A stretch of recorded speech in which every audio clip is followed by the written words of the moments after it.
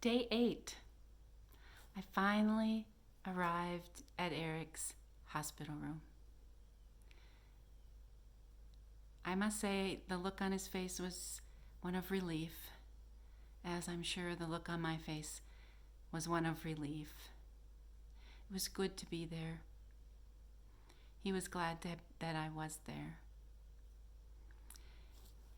The doctor happened to be doing rounds right then, and so I pulled out my notes from Suzanne, who told me to go and ask him all those questions. And I said, have you tested for this and this and this and this? And they said yes, and yes, and yes, and yes. And all the tests had come back negative. They were treating him for rat lungworm disease, though they were not thinking that was it, just simply by the spinal tap being clear of any sign of it. They did say his proteins were elevated in his spinal fluid, indicating meningitis of unknown origin. So they were treating meningitis, and they were treating rat lungworm. Even though rat lungworm didn't have a treatment, there was controversial treatment, but they had to do something, and they went ahead and started treating. And Eric was on a number of medications. And for those of you who are medical geeks and just would like to know what he was on, from the get-go, I'm going to read that. He was on morphine, the highest doses you can be on before you go into respiratory arrest. He was on Vicodin. He was on doxycycline for just to make sure if it was a bacteria that was being treated. He was on prednisone, which is a steroid, and that was to keep his brain from swelling with the meningitis. He was on gabapentin or Neurontin for nerve pain. And he was on Lovenox for blood thinner to prevent clots. And I think that's what he was on at that point. And he was getting his medication every so many hours, and that was not managing his pain. And so they ordered a pump for him to be able to press when he as needed versus waiting by the clock. When I got there, they were going to give him a shower. It was the first shower he would have had in probably a week. And there's nothing like a shower after you've not had one for over a week. And then he was scheduled for an MRI just to take a look at his brain for the meningitis evaluation. And a man named Russell, another god with skin on, was the man that was going to transport Eric. And that was an excruciatingly painful experience for Eric. He was jolted by any sudden touch. And so he would jump out of his skin. I described it in my own thoughts as having the worst toothache, exposed nerve with shingles, and then in labor, ready to deliver, and then a paper cut, and then you stubbed your toe, and then a hangnail, all wrapped up in one at the same time. And maybe would give you an idea of that pain. But Russell knew. I didn't know at the time, but Russell knew. And Russell was so careful and so considerate. He for the group, for them to manage to move Eric from the bed to the gurney, to the MRI table, and then from the MRI table to the gurney and back to bed was what Eric described in his own words, the worst thing I've been through so far. He would feel every bump and crack in the floor. He would feel the threshold of the going into the elevator, and it just a little bit of a bump when you go at the wheels. He would feel if the nurse took the the whatever holds the IV pole and roll it, and it would not, sometimes nick the bed or hit the foot of the bed or the wheel, and that would send Eric through the roof. And he had a roommate at that point, and that old man was a dear, sweet old man that had no idea that if he would hold Eric's bed or grab Eric's foot for stability when he walked by, that would send Eric through the roof. And I was sitting there going, I don't know. I can't even imagine. I tried to imagine, but I couldn't. What rat lungworm is. I want to explain that today, and then tomorrow I really want to talk about pain management. But today I want to just tell you what rat lungworm is. Rat lungworm is a parasite that lives in rats' feces. Rats carry those parasites, microscopic, in their lungs. And then snail slugs come and they eat the parasites out of the rat feces. And then people inadvertently ingest the snail slug on unwashed vegetation, such as in a salad. It might look like a piece of dirt or a little bit of pepper. And it is the snail slug, and it contains the parasites.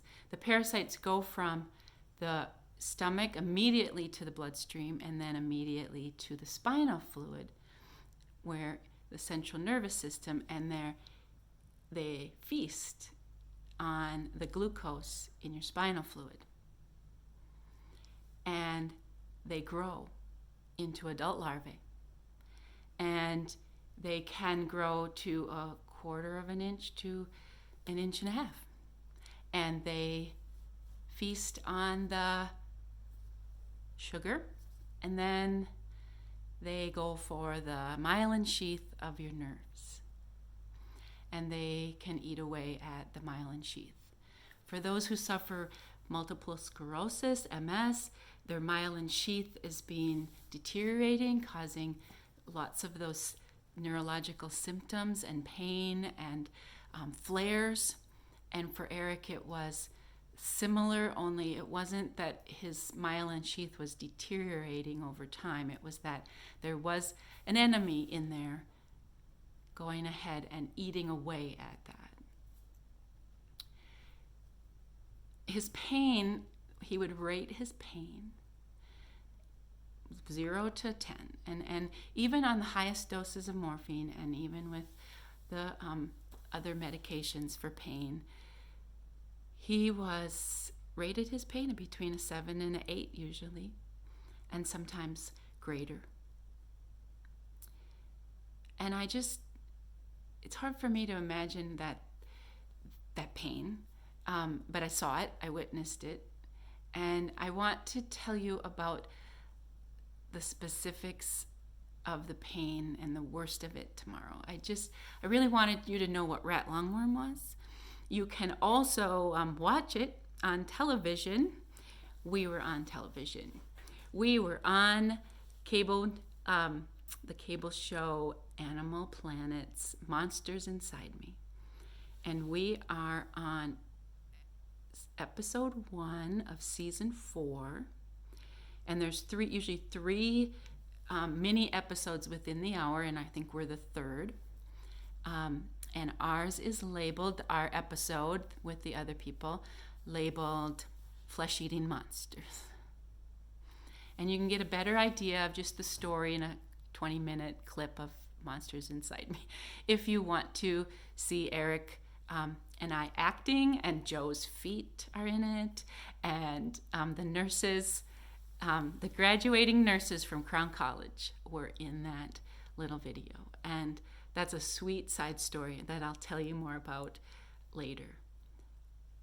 But we're in what we don't know. We don't know if it's rat lungworm for sure. They're treating it because it's presenting itself with some symptoms that are similar. But they're not ruling out another meningitis, a viral meningitis. They're not ruling out the other diseases, especially they're not ruling out Lyme disease, because he came from Minnesota and got sick really quickly after that. They thought maybe he got bit in Minnesota. And so they were testing for that, but the test to confirm had to be flown to Atlanta to the CDC or something like that. And so we were waiting on some of those results. And that's where we were. But I want to just tell you about Russell before I go. Russell came and put me and told me where to go for the waiting room while Eric had the MRI. And so I'm sitting in this room all by myself, and it's in the basement of the hospital, so it's a little cold. And Russell comes back to check on me when Eric was settled for his MRI, and he said, "May I pray with you?" And of course, yes, you may. And Russell prayed a powerful prayer. I don't know. I wish I would know what he said anymore. I don't remember, but I know that it just offered me another gift of peace. And Russell leaves the room and turns back and stops at the door. And he says, in that confident, bold voice that I've heard from those people that God has put in my path all along, there's Russell, kind, gentle Russell, turns around in the doorway and says, "You are here for a reason. You are here for a reason." And that has never left me. How would he know? That was just so powerful. I almost think God just had these people say these things, and Tony was confident, and Suzanne and Russell, and there's going to be more that just kind of boldly told me. And I think when you're in a crisis, first responders know, first responders know to just get in your face and calmly tell you what you need to do. And I felt like God was giving me the firefighter who, if I was a child and I was afraid and starting to panic, the firefighter would get down eye to eye with the child, and he would look them in the eye and he would tell them, "It's going to be okay. You need to do this, or you need to go there." And he would be firm and he would be powerful, but he would get at their level. And I felt like God got to my level and looked me in the eyes and said, "You are here for a reason."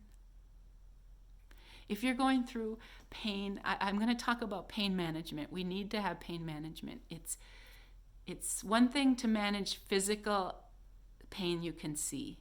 It's a whole nother ballgame to manage mental pain and heart pain and gut pain when it's internal and mental health. And I want to talk about that as well. But I want to leave you with another, just to post a comment about, are you in a season and in a storm or in a place in life where you're not sure what is going on? Let me just say to you, you are there for a reason. We'll pray you through. See you tomorrow.